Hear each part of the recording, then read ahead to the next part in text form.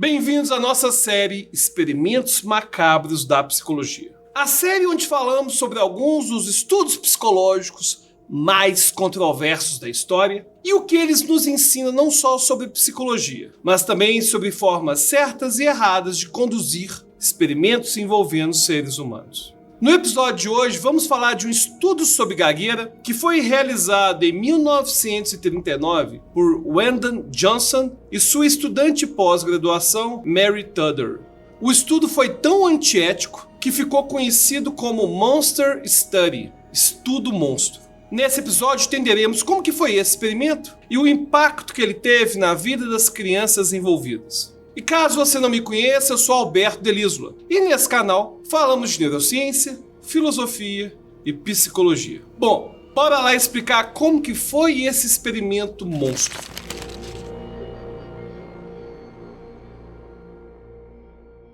Antes de falarmos do experimento propriamente dito, é importante falarmos um pouco da história de Wyndham Johnson, o pesquisador responsável pelo experimento. Wyndham Johnson foi um dos mais influentes patologistas da fala da história. E seu trabalho sobre gagueira teve um efeito muito profundo nesse campo de estudo. Até hoje, alguns pesquisadores consideram que o trabalho de Johnson sobre crianças que gaguejam ainda é a maior coleção de informações científicas sobre o início da gagueira. E seu currículo certamente causaria inveja de quase todos os acadêmicos. Dr. Johnson foi professor no Departamento de Fonoaudiologia e Audiologia da Universidade de Iowa.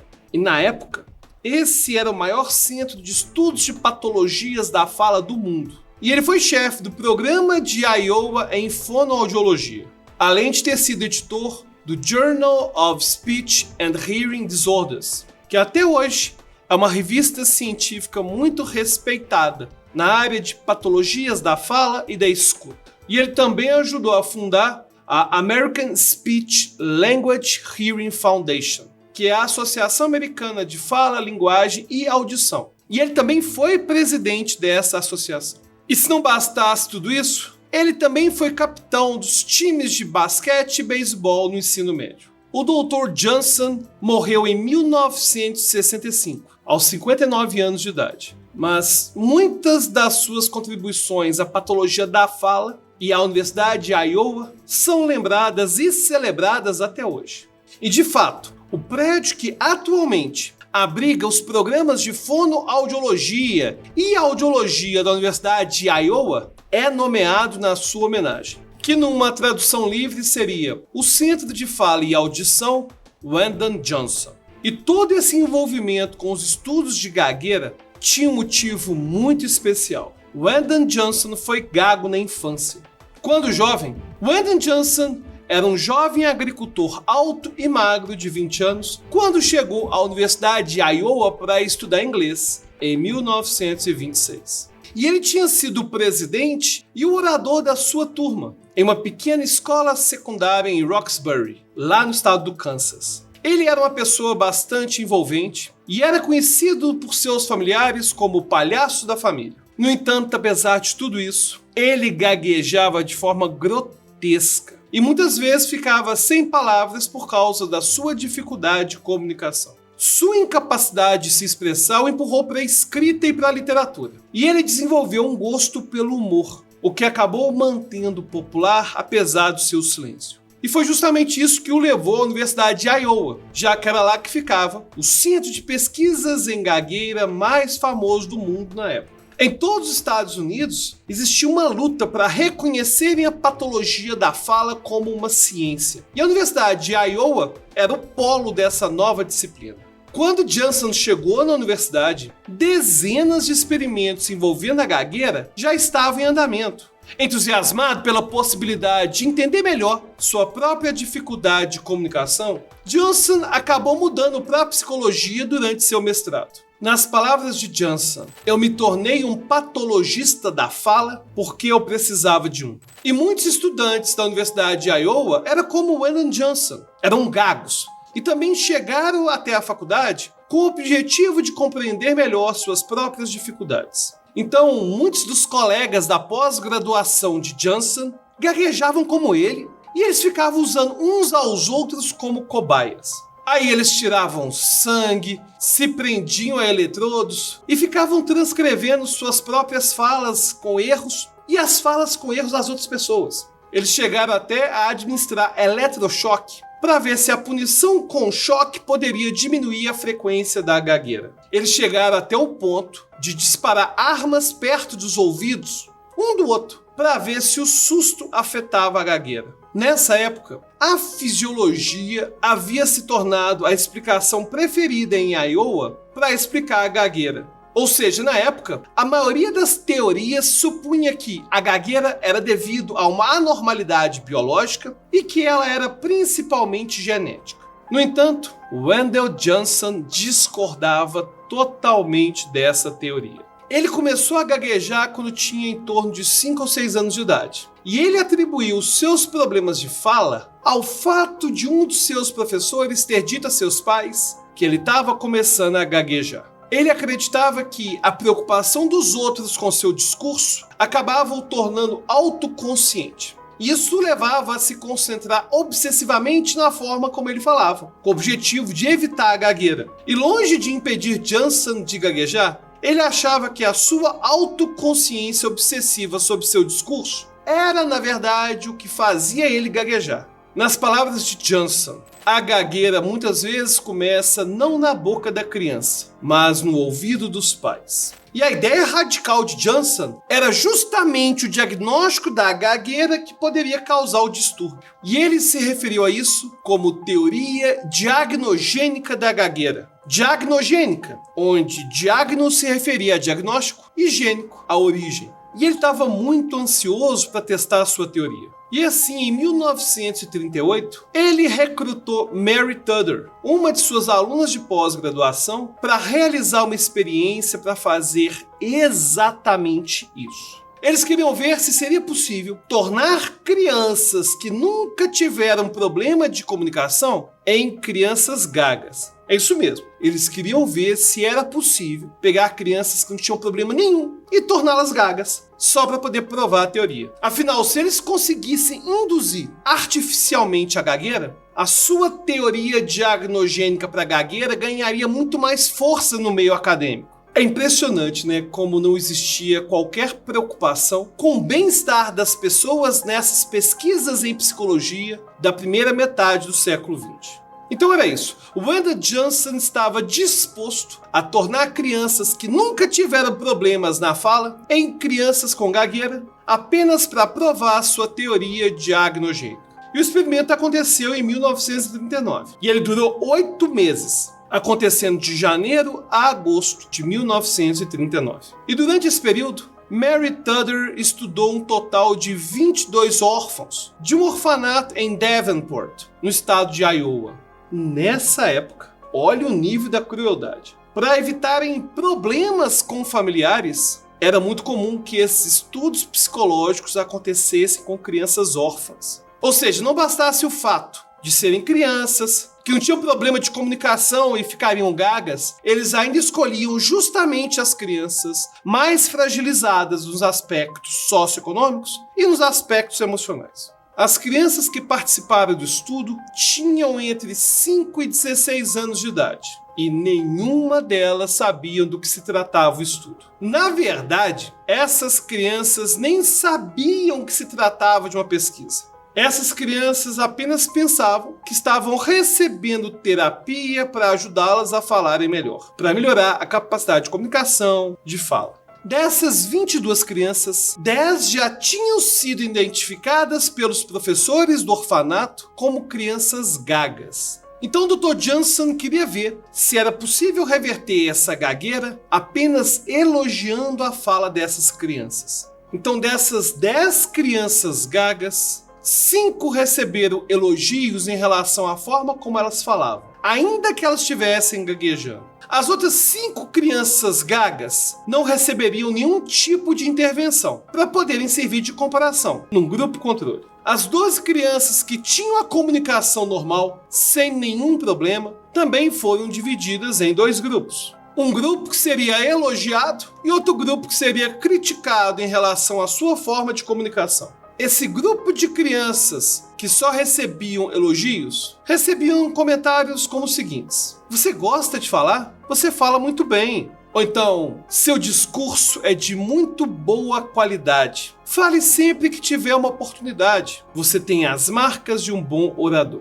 Bom, até agora tudo bem, né? No entanto, os problemas éticos do experimento começam na forma como o grupo de crianças que foram criticadas foi tratado. Esse grupo de 6 crianças, isso é, metade das crianças que não tinham problemas de comunicação, passaram a ser duramente criticadas pela forma como falavam, mesmo com elas falando perfeitamente. Ou seja, mesmo que essas crianças falassem normalmente, a pesquisadora Mary Tudor iria criticar duramente a forma dessas crianças falarem, de se expressarem. E o objetivo era de tornar essas crianças em crianças gagas. Ainda que a criança falasse perfeitamente, ela ia fazer comentários mais ou menos assim: chegamos à conclusão de que você tem um grande problema na sua forma de falar. O tipo de interrupções que você tem são muito indesejáveis. Essas interrupções indicam a gagueira. Ou então ela dizia algo mais ou menos assim: você tem muitos dos sintomas de uma criança que está começando a gaguejar. Aliás, você já está começando a gaguejar. Você deve impedir essa interrupção imediatamente assim que perceber. Bom, como você pode imaginar, esse tipo de feedback negativo tornou as crianças muito conscientes sobre seu discurso e a maioria delas ficou relutante em falar. Sobre uma das crianças desse grupo, Mary Tudor escreveu: olha só o nível da crueldade do experimento. Foi muito difícil fazê-la falar, embora ela tenha falado muito livremente no mês passado. Ela falava devagar e com muita clareza, dizendo uma palavra de cada vez. Perguntei a ela por que ela não queria falar. Ela não respondeu. Depois lhe perguntei se ela tinha medo de alguma coisa. Ela acenou com a cabeça. Do que você tem medo? Depois de algum tempo, ela disse que tinha medo de gaguejar. E relatos parecidos com esse surgiram em várias outras crianças. Inclusive, posteriormente, surgiram relatos de que esse experimento teria deixado marcas indeléveis na vida dessas crianças. Para você ter uma ideia, uma delas chegou até a fugir do orfanato por não aguentar mais a pressão de ter que ler e falar durante as aulas. E, ironicamente, embora as crianças desse grupo de feedback negativo tenham se tornado, sim, muito autoconscientes, relutantes em falar, elas não mostraram muitas evidências de serem mais propensas à gagueira. Ou seja, apesar de as crianças desenvolverem problemas de autoestima, de se expor em público, de falarem com eloquência, elas não chegaram a ficar gagas. Portanto, o experimento não forneceu muito apoio para a teoria diagnogênica de gagueira de Johnson. Depois do término do experimento, Mary Tudor mudou-se para Wisconsin. E aí, vários meses depois, os funcionários do orfanato ficaram alarmados com os problemas no discurso das crianças que estavam nesse grupo de feedback negativo e contataram Johnson. E Johnson pediu a Mary Tudor para avaliar as crianças e tentar reverter de alguma forma os efeitos do experimento, usando algum tipo de reforço positivo, alguma terapia mais positiva. Em uma carta escrita em dezembro de 1939, Tudor escreveu: se possível, quero ir ao orfanato durante as férias de Natal, porque acredito que seria muito interessante vê-los depois de decorrido esse período de tempo. E ela finalmente conseguiu viajar em março de 1940. E ela ficou chocada com a deterioração da fala das crianças, especialmente Clarence Pfeiffer, de 11 anos, e Hazel Potter, de 15 anos. E olha só o que Mary Tudor relatou ao Dr. Johnson. Após ver as crianças, ela relatou o seguinte: ao contrário do que eu esperava, não encontrei as crianças tão livres dos efeitos da terapia que lhes infligi no ano passado. E ela continua: mas como ainda acredito firmemente na teoria da rotulagem avaliativa, ou seja, diagnogênica, não fiquei muito desapontada.